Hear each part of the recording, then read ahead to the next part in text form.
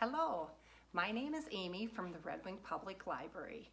Welcome to today's chapter of One Book, One Minnesota. I'll be reading chapter 4 from Because of Winn-Dixie, written by Kate DiCamillo and published by Candlewick Press.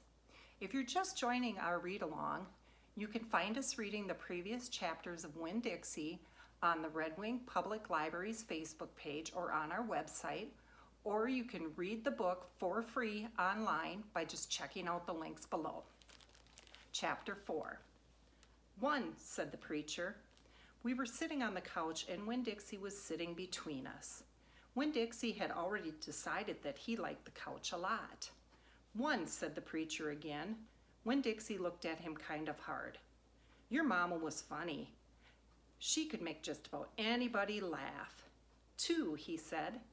"She had red hair and freckles." "Just like me," I said. "Just like you," the preacher nodded.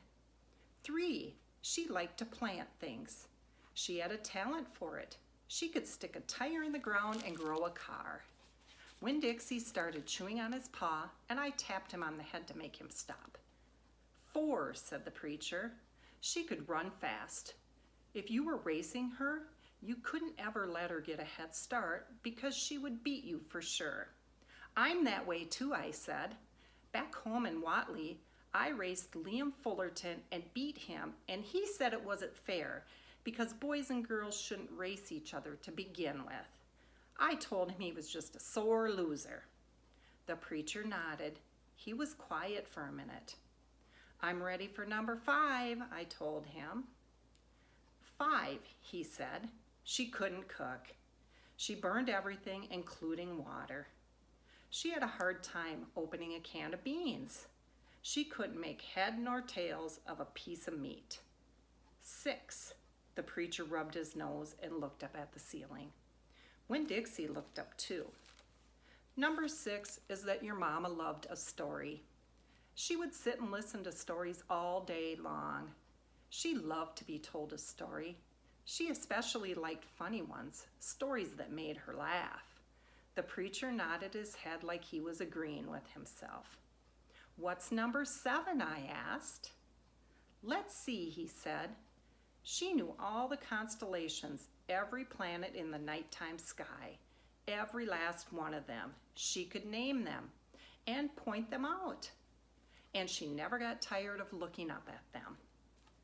"Number 8, said the preacher, with his eyes closed, "was that she hated being a preacher's wife.